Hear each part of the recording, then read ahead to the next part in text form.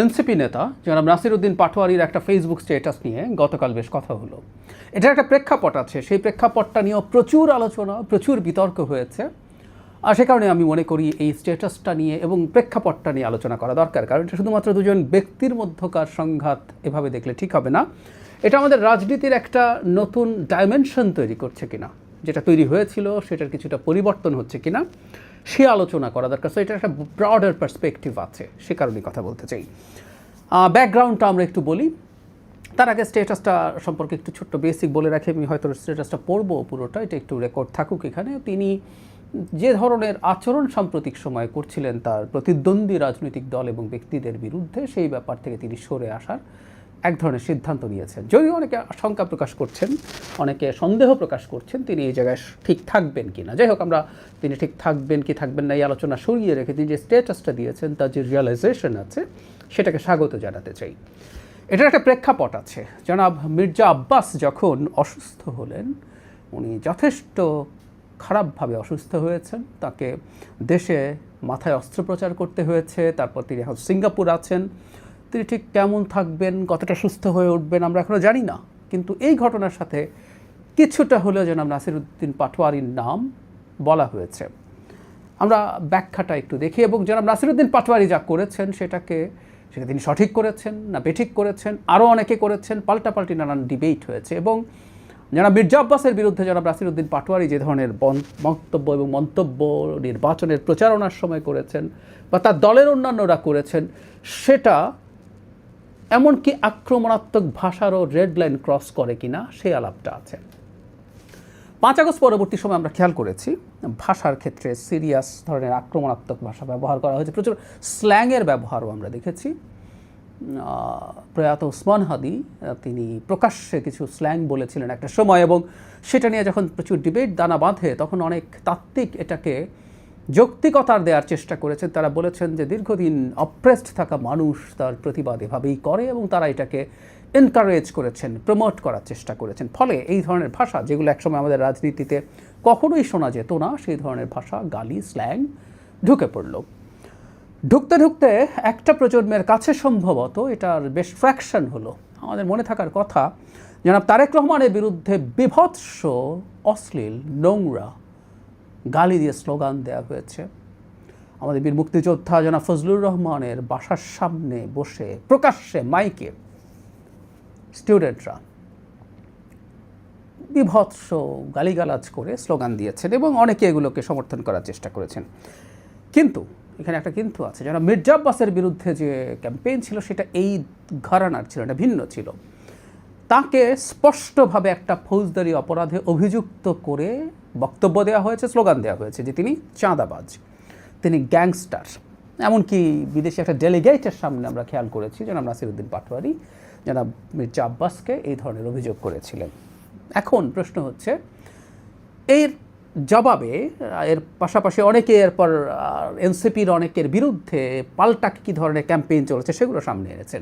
আমরা একটা জিনিস গুলিয়ে ফেলি, কারো বডি শেমিং করা বা কাউকে কোনো অশ্লীল গালি দেওয়াও অন্যায়, আর একই সাথে কারো বিরুদ্ধে সুস্পষ্ট একটা ফৌজদারি অপরাধের অভিযোগ আনা ভিন্ন জিনিস।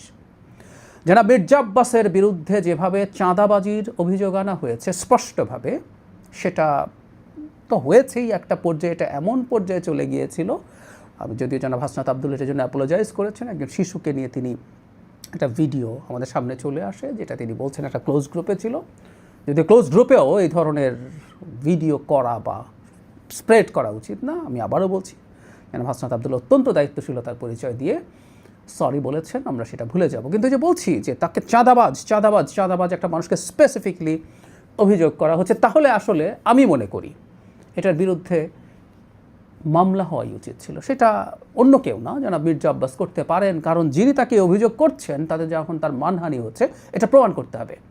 এটা অন্য সব গালি না। আমি আবারও বলছি, কোনো গালি ইভেন শুনতে এর চেয়ে খারাপও লাগতে পারে, কিন্তু কারো বিরুদ্ধে একটা ফৌজদারি অপরাধের স্পেসিফিক অভিযোগ করে যখন ক্যাম্পেইন করা হয়, সেটার প্রমাণ আসলে যিনি করছেন তাকে দিতে হবে। আদারওয়াইজ এই ধরনের ক্যাম্পেইনের বিরুদ্ধে দাঁড়াতে হবে, এবং এটাকে আমি রেড লাইন মনে করি, সিরিয়াসলি মনে করি। অন্য সব আক্রমণাত্মক বা গালিগালাজকেও রেড লাইন মনে করি, কিন্তু এটা একটা সিরিয়াস রেড লাইন।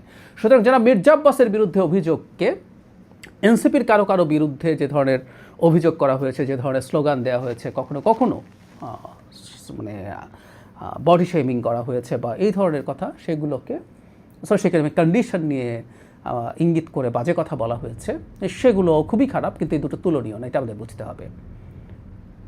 ফলে যেটা দাঁড়ালো, এখন অনেকে যেটা মনে করেন যে এই ধরনের একটা মানসিক চাপই মির্জা আব্বাসের এ ধরনের ঘটনা ঘটেছে কিনা, পাল্টা কথাও কেউ বলছেন তিনি রাজনীতি করেন, তিনি এগুলো শুনে অভ্যস্ত বা স্ট্রেস নিতে পারতে হবে, রাজনীতি এইরকমই ইত্যাদি ইত্যাদি। ফলে ওই ডিবেটটা এসে হাজির হয়েছে যে আমরা রাজনীতি করি মানে আমরা সব কিছু বলে ফেলতে পারি কিনা, এবং এই ধরনের আক্রমণাত্মক কথা যদি বলা যায় এবং সেটার মাধ্যমে যদি কিছু অংশের মানুষের কাছে ট্র্যাকশন পাওয়া যায়, এটা সমাজে চলতে থাকে। ইনফ্যাক্ট একটা গণতান্ত্রিক রাজনীতিতে একটা পার্সেন্টেজ অফ মানুষকেই কানেক্ট করতে পারলেই হয়। ডোনাল্ড ট্রাম্প যা করছেন, তিনি শুধুমাত্র ইলেকট্রাল কলেজে যে ভোট জিতেছেন তা না, তিনি এবার পপুলার ভোটও অনেক বেশি পেয়েছেন। ফলে একটা অংশকে যদি কানেক্ট করা যায়, এখন আমাদের রাজনীতি থেকে এই জিনিসটাই চলতে থাকবে, এই জিনিসটা চালাতে থাকবো আমরা, এই প্রশ্ন এসে হাজির হয়েছে। এবং সেখানেই এসে জনাব নাসিরউদ্দিন পাটোয়ারির যে স্টেটাসটা, সেই স্টেটাসটাকে আমি মনে করি খুব সিগনিফিক্যান্ট। তিনি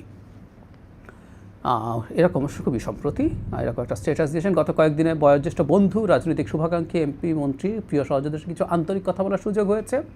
তিনি বলছেন একটা দিক নির্দেশনা পেয়েছেন, ব্যক্তিগত আক্রমণ এড়িয়ে চলা, অপ্রয়োজনীয় কথাবার্তা থেকে দূরে থাকা এবং গঠনমূলক আলোচনায় মনোযোগ দেওয়া। জনাব পাটোয়ারি বলছেন, আমি বিনয়ের সাথে এই পরামর্শগুলো গ্রহণ করেছি এবং শান্ত ও দায়িত্বশীলভাবে পথ চলার চেষ্টা করব। রাজনৈতিক, অর্থনৈতিক ও সাংস্কৃতিক অগ্রগতির জন্য নিজের সামর্থ্য অনুযায়ী কাজ করে যেতে চাই। আমার কোনো কথা বা কাজে অনিচ্ছাকৃতভাবে কেউ কষ্ট পেয়ে থাকলে আন্তরিকভাবে ক্ষমা প্রার্থনা করছি। আপনাদের দোয়া, ভালোবাসা ও পরামর্শ আমার পথ চলার সঙ্গী। গতকাল ধানমন্ডি তাকুয়া মসজিদে তিনি মানে কিয়ামুল লাইলের মাধ্যমে এই আত্মিক যাত্রার এক নীরব সূচনা করেছি। আল্লাহ আমাদের সবাইকে ক্ষমা করুন এবং সঠিক পথে পরিচালিত করুন।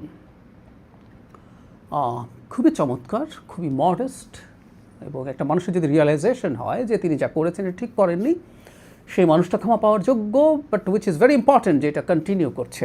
কেউ কেউ সন্দেহ প্রকাশ করছেন যে এটা হয়তো থাকবে না, কারণ এনসিপির একটা অংশের রাজনীতি আসলে অত্যন্ত আক্রমণাত্মক রেটরিকের মধ্যে আছে। আমি আক্রমণাত্মক রেটরিক পুরো বাদ দিয়ে দিতে বলবো না, কিন্তু আমি আবারও বলছি, কাউকে স্পেসিফিক একটা ফৌজদারি অপরাধে অভিযুক্ত করার মতো বিষয় থেকে সতর্ক থাকতে হবে। এবং আমি মনে করি এই ব্যাপারে যার বিরুদ্ধে হয়েছে তার নিজের আইনি ব্যাখ্যা এবং সুরক্ষা চাওয়ার অধিকার আছে, এবং সেটা করা উচিত। কারণ আমি আবারও বলছি, এটা একটা সিরিয়াস রেড লাইন, এই রেড লাইনটা মানতে হবে। জনাব নাসিরউদ্দিন পাটোয়ারি যেটা বললেন, আমি স্বাগত জানাই, সাধুবাদ জানাই, এবং আমি চাই বাংলাদেশে ভবিষ্যতে একটা গণতান্ত্রিক রাজনৈতিক ধারা থাকুক, সমালোচনা থাকবে, আলোচনা থাকবে, আক্রমণও থাকবে। আমি রাজনীতিতে আক্রমণ করবো না আমি তা বলছি না, রাজনীতি খুবই সিরিয়াস ব্যাপার, কেউ কাউকে আক্রমণ করবেনই, কঠোর ভাষা ব্যবহার করবেন, কখনো কখনো সেটা কারো কারো কাছে বেশি মনে হতে পারে, সেটাও থাকুক। আমরা খুব রাতারাতি খুব উদার গণতান্ত্রিক হয়ে যাব তা তো না।